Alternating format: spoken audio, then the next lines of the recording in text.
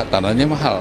Itu antara lebih standar ya, lebih standar, kurang lebih mungkin 40 meter, ada yang 60 meter, ada 36 meter persegi. Terlihat aneh akibat dari desain yang dibuat pemerintah sendiri. Menteri Perumahan dan Kawasan Permukiman Marwarar Sirait belak-belakan soal batas ukuran minimum rumah subsidi jadi 18 meter persegi yang menuai polemik. Menteri Marwarar menyebut harga tanah di perkotaan jadi salah satu pertimbangan. Kenapa? Tanahnya mahal. Nah, jadi bagaimana caranya? Tentu kita berpikir tanahnya diperkecil, desainnya dibuat bagus, dibuat tidak kumuh dan menarik. Kalau isunya soal 60 meter itu, mau saya kasih lihat yang 60 meter yang kumuh, boleh? Yuk kita lihat. Jadi nggak ada jaminan juga 60 meter nggak kumuh. Kalau Anda mau lihat yang banjir ada, yang kumuh ada, yang 60 meter bisa saya kasih lihat. Sementara itu, Ketua Satgas Perumahan Hashim Joyo Hadikusumo menyebut masih akan melakukan kajian karena keputusan rumah 18 meter persegi untuk wilayah perkotaan belumlah final. Itu sedang dikaji, saya baru dicerita mengenai itu, ada gagasan itu. Tapi umumnya nanti itu antara lebih standar ya, lebih standar, kurang lebih mungkin 40 meter, ada yang 60 meter, ada 36 meter persegi. Itu yang standar. Yang nanti menetapkan itu kan Pak BTN, Pak Nixon. Yang akan membiayai ini kan Pak Nixon. Ya, BTN ada standar sendiri, ada pedoman kan. Betul, Pak Nixon ya. So itu nanti akan kita pelajari. Tapi yang penting kan standar dulu ya, Pak. Kebijakan rumah 18 meter persegi per unit jadi sorotan dalam sistem perumahan. Negara membangun rumah, tapi kota-kota justru penuh rumah yang tak dihuni. Pada tahun 2023, Survei Sosial Ekonomi Nasional BPS menunjukkan kekurangan rumah atau backlog di Indonesia masih berkisar 9,9 juta unit. Namun, berbagai sumber menyebut lebih dari 16 juta unit rumah di Indonesia kosong.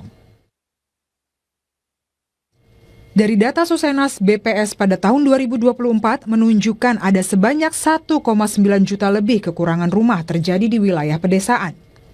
Sementara untuk wilayah perkotaan, backlog atau kekurangan kepemilikan rumah mencapai 7,9 juta lebih. Untuk di wilayah Jakarta, menyadur data yang dimiliki Kementerian Pekerjaan Umum, dilihat dari jenis pekerjaan, pekerja non-formal mendominasi angka backlog, yakni sebesar 685.044 rumah tangga, disusul wira swasta sebesar 325.735 rumah tangga, dan di urutan terakhir ada pekerja formal yakni sebesar 52.710 rumah tangga. Rumah 18 meter persegi bisa menjadi simbol paling nyata yang terfokus pada kuantitas, yang hanya menciptakan kuantitas unit rumah namun tak bisa ditempati karena bangunannya yang sangat kecil. Elisa Sutanujaya, Eksekutif Director Rujak Center for Urban Studies mengatakan, rumah subsidi yang ukurannya makin kecil tidak bisa dihuni lebih dari satu generasi. Jadi kalau kasus Jakarta bukan soal tanahnya yang tidak ada, tapi ya harusnya di-redevelop. Orang yang tadinya rumahnya satu lantai, isinya cuma satu, ya diubah menjadi yang rumahnya menjadi yang jadi 4 lantai yang isinya bisa beberapa keluarga. Jadi terlihat aneh akibat dari desain yang dibuat pemerintah sendiri. Jadi misalnya, maksud saya contohnya gini, rusunawa kita makin lama makin kecil. Dari yang waktu zaman kemerdekaan standarnya itu 50-an meter persegi tuh rusun atau rumah sehat. Makin lama makin kecil. Sekarang kalau misalnya rusunawa cuma tinggal ada yang 28 meter persegi, itu udah otomatis nggak bisa multi generational family. Presiden Prabowo menargetkan bangun 3 juta rumah per tahun. Namun, sederet persoalan membayangi, mulai dari keterjangkauan, harga, lokasi, hingga kualitas. Fungsi dasar rumah layak huni juga jadi harapan publik di luar kuantitas untuk mengatasi backlog perumahan. Rumah 18 meter persegi mungkin mudah dibangun dan secara administratif dapat diklaim sebagai pencapaian.